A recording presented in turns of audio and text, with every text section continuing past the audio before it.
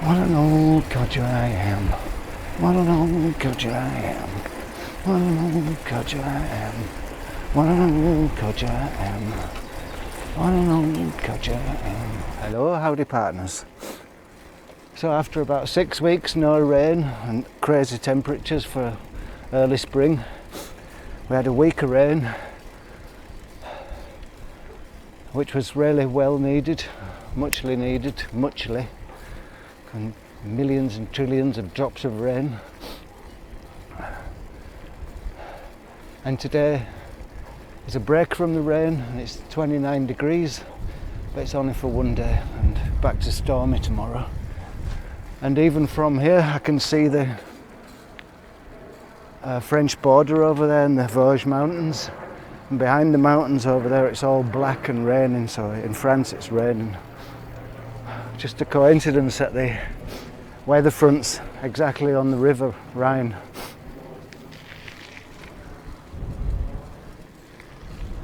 Military plane going over. I put the camera there so you can look at my ugly mug, because I've decided I don't like bike videos, watching people driving with the view from the front, just watching the path or the road go by. Kind of boring. Well, I've got bored of it anyway. So I just can't be bothered filming them anymore, and I've filmed every single path around here anyway, so save a bit of energy. So what do we talk about? Mr. Mystic says, use your type 2 mind, not your type 1. Think a little bit, Gary, think. I'll have to use type 1, which is my gut feeling. Thinking about all these Black Lives Matter protests and the brutality of those police and police brutality. And I think it started it got worse in about 9/11, after 9/11, when the terrorist threat went up, and then suddenly a lot of the police were dressed in paramilitary gear, hats and Kevlar vests, and basically like metropolitan soldiers really. And I think that's where the rot set it in, even though well before that there's been lots of cases of police being absolute brutal bastards. I tell you what, instead of just repeating stuff I've read in the newspaper, I'll give you a few examples of my experience of it. So I used to work in West London, at a video place in West London, and we used to work shifts, and we used to work night shifts sometimes, 12 at night. It's 9 o'clock in the evening till 9 o'clock in the morning. And about 1 o'clock in the morning we used to have our dinner break, and we used to go out to the petrol station to get some cold drinks or some tobacco, or just to have a little walk in the fresh air. And we came out of the petrol station, which was just across from the factory where we were working. We all had a big security badge on the front of us with special cars to get into the building, and our names on there, our pictures, everything. So you could see we were busy doing something. And we came out of the petrol station. There was four of us there, 3 white lads and 1 black kid. And he was from Twickenham. He was born in Twickenham too. So he was more London than me. Yeah, so we came out of the petrol station, and a couple of coppers came up to us. He said, "All right lads, what are you doing?" And we said, "We're just on our lunch break from that building over there," ranked video, and showed our identification. And the black lad who was with us kind of got sidled off to the side by a couple of coppers, and they took him against a wall and searched him. And we were 3 white guys. We felt really bad about it because when you're working with someone on 12-hour shifts, you get to know him really well, and he was a sound bloke. And we were saying to the coppers, come on, our lunch break's almost finished, leave him alone, we've got to go back to work. And the coppers said, we've had a lot of reports of robberies of televisions and video machines around here.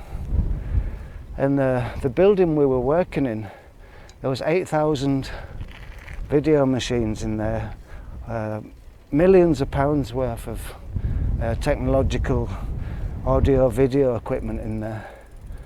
And this copper was trying to say he was stopping the black guy because there'd been reports of burglary, and it was so shameful. I say, sorry Alex about all that, those fucking bastards. And he says, you get used to it. He just felt shame to be white. It's not just British police, American police, it seems to be the police all over.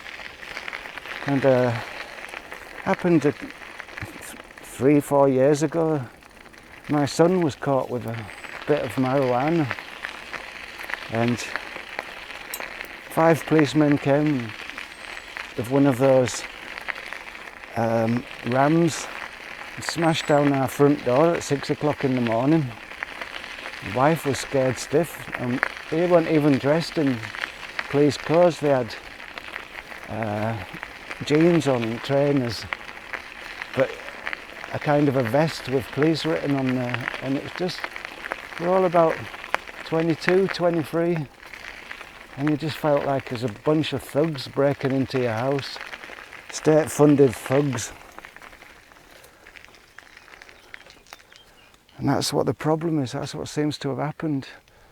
And since 9/11, or since police got the new terrorist powers, they've kind of lost it in a way. They think they're above the law. And for example, in America, you see these squads of police walking. They only get 19 weeks training. So they're just young lads who've been trained, brainwashed into being thugs, really. And if the state thinks that's the way to do things with thuggery, how can they expect the people to do any different than, how can they expect the people not to be thugs? And I watched a little thing with Lemmy on the other day, and he says, politicians always promise you it's going to get better, but it never does it? It's always fucking shite. Sometimes I think we just get rid of them all. It's just a waste of time.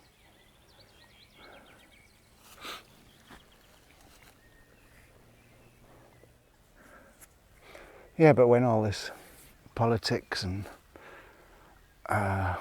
political unrest, it sort of gnaws at you sometimes, and that's because we got so much news all the time battering us down, you know, from 24 hours a day, TV, YouTube, Facebook, all the rest. And that's why it's just nice to get out to places like this and get away from it all. And, well, I'm not 60 yet, but I'm approaching that. And that's a sobering thought as well.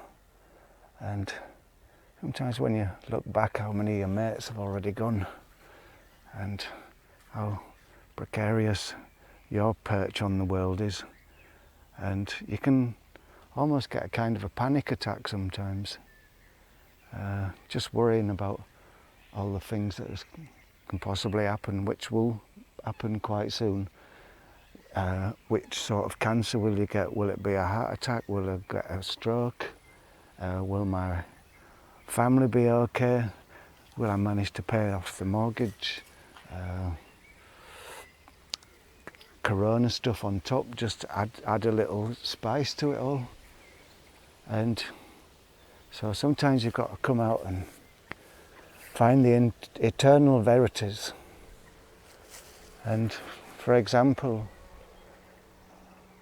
looking at this landscape here,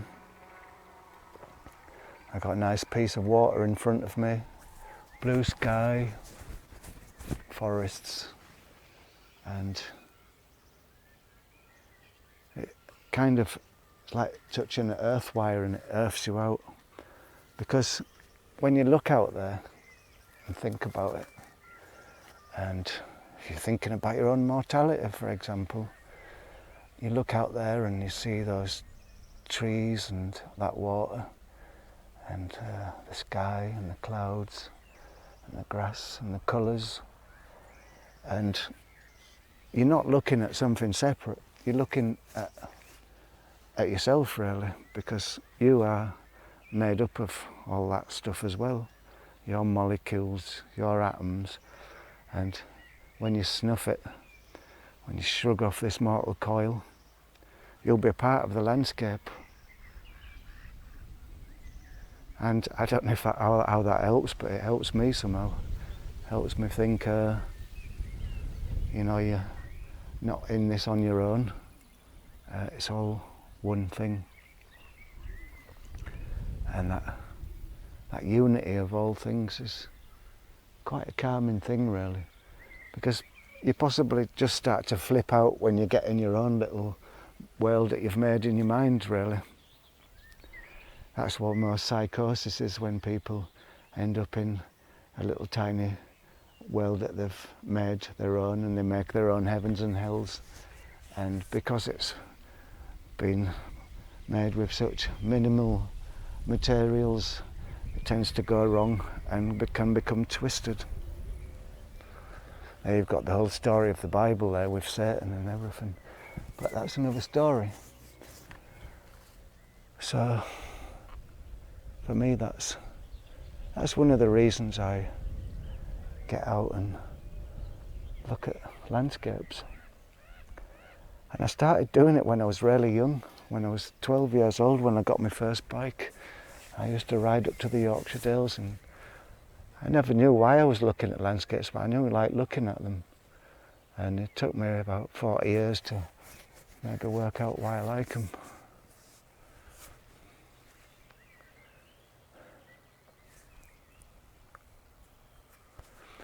And that's the root of all evil really, not money, but this. You get people who are racists or just full of hate, and usually what it is, they've got limited unity. Maybe they only have the limited unity of the country. I'm British, and everyone who's not British is a slave.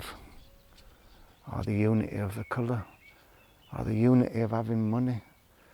You know, instead of having the whole world in their hands, they've just got a little small man-made world that they've made themselves, and that always ends up going bad. It seems to be one of the laws, because nothing can exist in a vacuum, and everything's got to equal out eventually.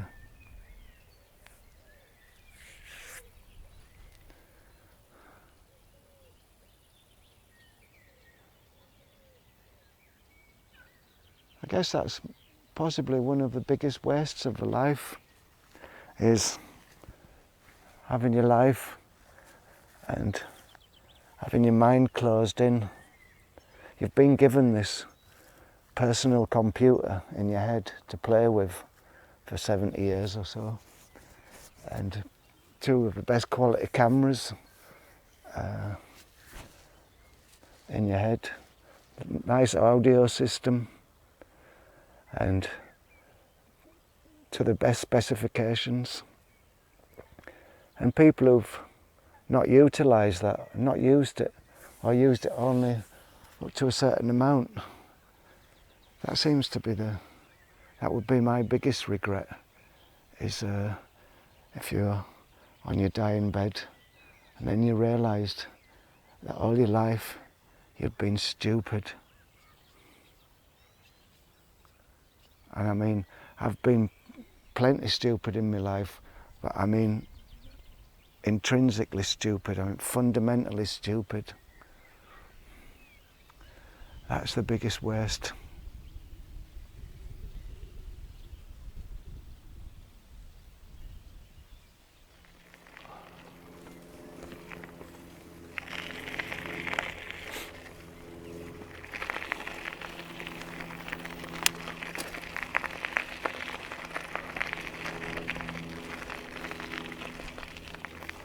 It's funny when you see those statues being toppled, how flimsy they are. It's just thin sheet metal usually. I remember the one coming down of Saddam Hussein and the one of that guy Colson in Bristol. And when you see them up on the plinth, they look so solid and timeless. But when you see them pulled down, they look like those old cheap tin toys, like things they used to make little cars out of, little tin cars, folded tin. That's what they look like. That's how it goes now with this COVID thing. They're opening it up quite a lot here in Germany now. I won't say it's back to normal yet. Bars are still closed and you can sit outside of bars, but you have to wear a mask if you're going anywhere where there's public place, in a shop or on a bus or a train. You still have to wear a mask everywhere. And we have been doing that for nearly a month now. And when I see where the UK went with this system, when they didn't lock down and they had that thing at Cheltenham, and I remember sitting in Germany thinking, are they absolutely crazy or what? Why aren't they locking down like everyone else? And they say that's caused an extra 20,000 deaths that week they waited. Rock concerts, stuff like that happening. And even now, nobody's wearing masks. Even though it's the worst amount of cases and deaths and God knows what in UK, and they're still not wearing masks. I told my mum to wear one.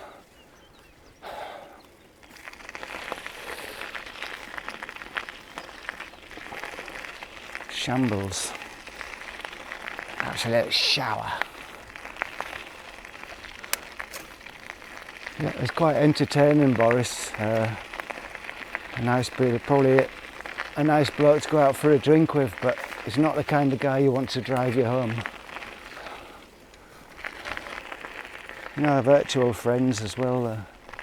Virtual friends have got hearts too, something like that. They're real people, even though you're not next to them. In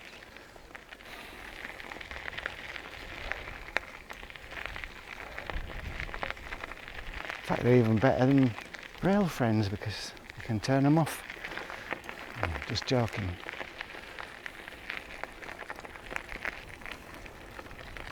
I should have been hiking in the Yorkshire Dales this week.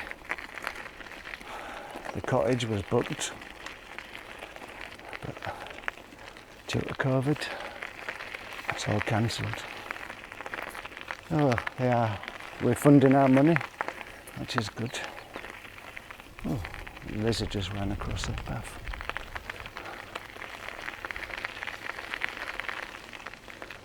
But it's not so terrible because the weather was absolutely rubbish up in the Yorkshire Dales this week. One day it was 4 or 5 degrees, so not so bad that it was cancelled.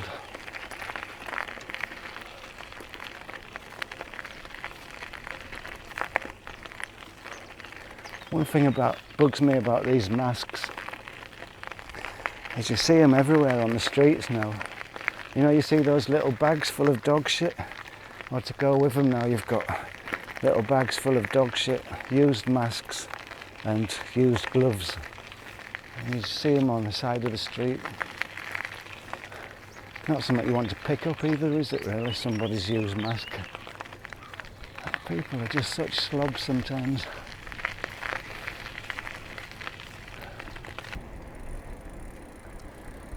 Yeah, you've got to shut off them things in your head sometimes, like worrying about ill health and death and end of the world.